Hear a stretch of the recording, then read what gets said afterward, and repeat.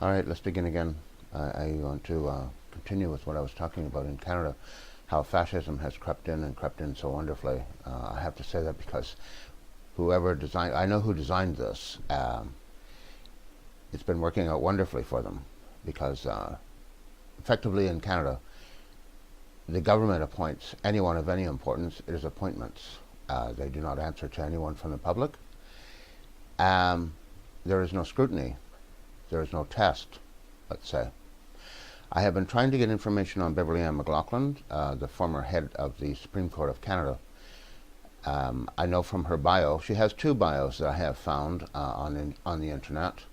One says that she studied philosophy for 6 years. She has a Bachelor of Arts degree and a Master's degree in philosophy, followed by an LLB, but it doesn't say how long she studied for the LLB.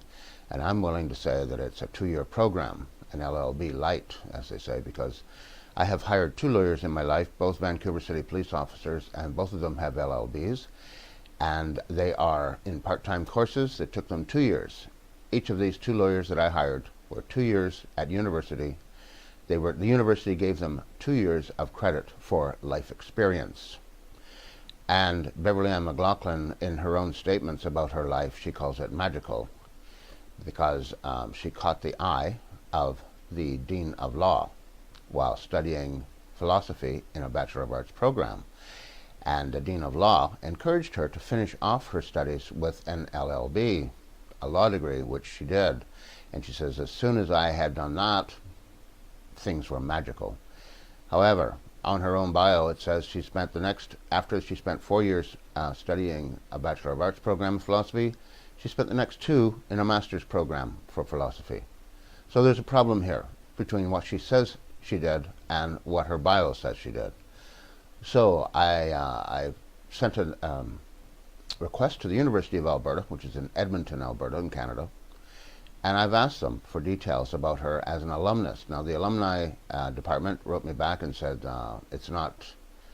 they're not the ones that I should be writing to. I should be writing to administration and students. So I did this, and I've been waiting, and I've gotten 2 responses from them to ask me to wait, ask me to wait, ask me to wait.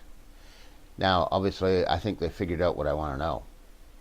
They have discovered that. I want to know, did she study law for 4 years, or did she study law for 2 years? The 2 lawyers that I hired here in Vancouver who studied for 2 years did it all in part-time courses. They are both of them still Vancouver City police officers. They both are. And they studied law while they kept their jobs. They did not get student loans. They could not attend courses full-time. They had a job to keep. Now, I have an acquaintance in where I'm from, in the home province of New Brunswick in Canada, and he's an American. And he came to Canada during the Vietnam War, in fact, and he studied philosophy and sociology in the province of Ontario. He tuned in, tripped out, turned off, or whatever the hell he did. He followed Timothy Leary and took off to become a hippie. So he came to the little town that I went to school in, which also has the university, a university which I went to, but he did not go there. He got married, had a kid. His father was a big shot in Ottawa, who was also an American citizen, but he worked under contract to Ottawa, the government of Canada. And so Daddy decides that his son needs to be a biologist and work for a Department of Wildlife Canada, at that time it was called. So Daddy pulled some strings. I know his father. I've listened to him talk in the coffee shop in the hometown when he's here, not my hometown, but the town I went to school in. And he's with his friends, and he's discussing his son openly about how he helped his son get not just a Bachelor of Science degree, he also got him a Master's degree, all in part-time courses. Now, I know this person well. When I knew him, he was a drug dealer. When he first showed up, he was selling magic mushrooms and marijuana and whatever else you could get. At that time, magic mushrooms were the premium. And he was, whatever he was. I don't want to discuss his life too much because he's got a lot of money now. He's a very important biologist for Canada, even though he did not study biology full-time. He kept his job and took part-time courses. I asked him about this personally. We had coffee together. And I studied biology and I studied chemistry. And I can tell you this, that in biology and in chemistry, 30% of your mark comes from your lab work. The laboratory experiments that you take part in, or any studies that you take part in. And I took part in quite a few over a 4-year period. My friend from America did not, and he's still an American citizen. He's not a citizen of Canada. Anyway, he didn't take any of the lab courses. I asked him, how do you do that? How do you get a Bachelor of Science degree? That means 30% of your mark is already missing, so now you're going to be marked out of 70. And the university that I went to, a pass mark was 60. It wasn't 50, it's 60%. So he said, well, I couldn't go to the labs because in the afternoon I had to be at work. The department would only let me go for half a day. So I have half a day. I said, well, how long did it take you to get a Bachelor of Science degree? I mean, he studied philosophy and sociology for about a year and a half in complete courses. So how do you do this? As he said, the university gave me 2 years of credit for life experience. So, well, that's crap. Nobody ever gave me 2 years of life experience for credits. It's crazy. However, he got it done. I said, well, what about your master's degree? In a master's course, I knew one of my friends took the master's program, and he was required to do lecturing. Not only that, he was required to mark tests from students. And not only that, it was chemistry, so he put on lab experiments, and he had to supervise those lab experiments in the master's program. So I asked my friend from the United States, we're not really friends, we're sort of acquaintances, but anyway, he said, I had no time for that. In the master's program, I just did my thesis, basically. I went to the university, I talked to the professors in my department, discussed what I was going to do, and they gave me the okay, so that's all I did. And I had a dissertation, I read it before I was reviewed, and my master's degree was approved. Now that's pretty good, isn't it? Everybody else, you know what everybody else has got to do? They've got to do the lecturing, okay? They've got to write tests, they have to grade those tests, they've got to put on lab work. In science, you have to do it. However, my friend from the United States does not, and now he's a very important person. He makes an awful lot of money here in Canada. And he said to me, the last thing he said to me at the coffee shop was this. He said, if I'd stayed in America, this would never have happened to me. He said, Canada is a wonderful country. Wonderful. Well, for him it would be, because it would be magical. As Beverly Ann McLaughlin said about her own life, it's magical. That's the way it is in this country. And the reason is because the government of Canada provides an awful lot of money to universities in this country. And when the government of Canada calls the university and says, we need a degree for this person, we need two or more, whatever it is. And in fact, the university that I went to, 5 men showed up. And I was in the 3rd year chemistry class, and I know all these men, they're from the town. My cousin is one of them, and he had the best education of all of them. He had completed a grade 11. None of the others did. 2 came from the Canadian Broadcasting Corporation, and 3 came from the Canadian Wildlife Service. They sat in the front, all sat together. Pens, new paper, all that stuff. And we are in an organic chemistry course. Inorganic chemistry course. And the head of the department was teaching that credit. So I had a friend named Ben Umez. I'm going to give you his name. Ben Umez and I are friends. And we're not seated together, but we're close together. We're in the auditorium at that time. There's quite a few students. So after the first lecture, Ben asked me later, he says, do you know any of these people? You're from this town. And I said, I know them all. One of them is my cousin here. He says, what are they doing here? I said, I have no idea, but I'll find out. So I went after my cousin. His first name is Jack. He's deceased now. However, Jack said he worked for Canadian Broadcasting Corporation. He said the department needs people with university degrees. And they've decided they picked me and one other guy, and we're here to study chemistry and biology. I said, why are you in third level courses? He said, because they gave us 2 years of credit for life experience. That is total crap. Anyway, in a few days, my friend Ben Umez and I had given him this information.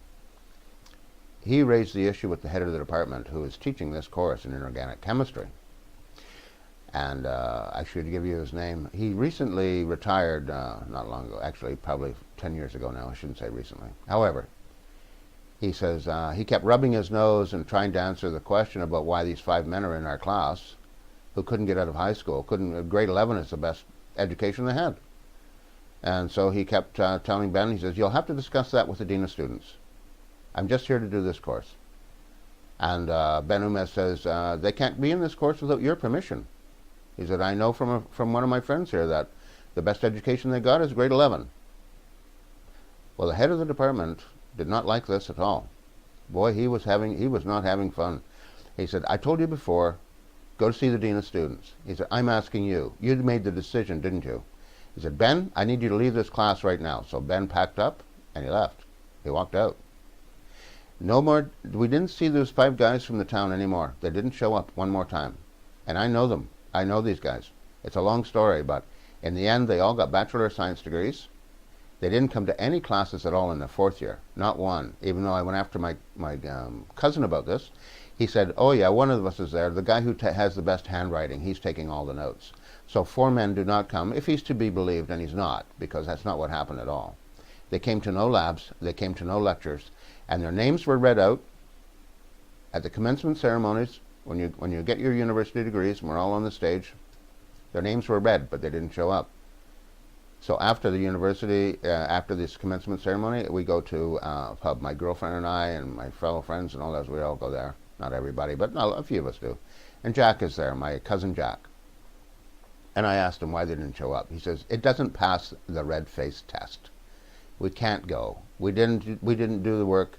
You know, none of us have a student loan. You guys were 4 years without making money. You just accumulate debt. I still work for the government of Canada. My house is paid off. I don't have a mortgage. We cannot show up. We can't do it because it will not pass the red face test. Well, that's the way it is here in Canada. If the government wants some university degrees for people, the government just buys them, and that's all that happens. They are not scientists. They're not biologists. They wouldn't know the difference between a Bunsen burner and an Erlenmeyer flask. Me. Sorry, I couldn't help but do the Beaker imitation as well as I could from the Muppet program. If anybody knows in the Muppets, there were these 2 chemists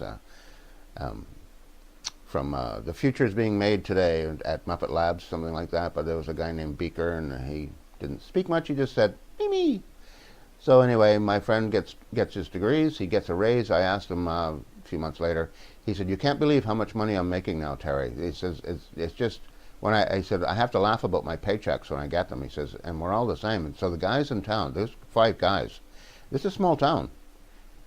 In a few months, they start bragging about how easy it is to get a Bachelor of Science degree. How easy, nothing to it. Don't even have to go to the classes. Don't go to any labs and you've got a Bachelor of Science degree. Well, it's just being a small town, everybody talks. So the Dean of Students found out what they were saying. And the Dean of Students mounted his camel and started riding. And he went to their houses, every last one of them, and Jack told me this himself. He showed up in a university car with a university crest on the door, you know, and you can hear in the background the orchestra is playing Pomp and Circumstance, and he gets out and he rings his doorbell.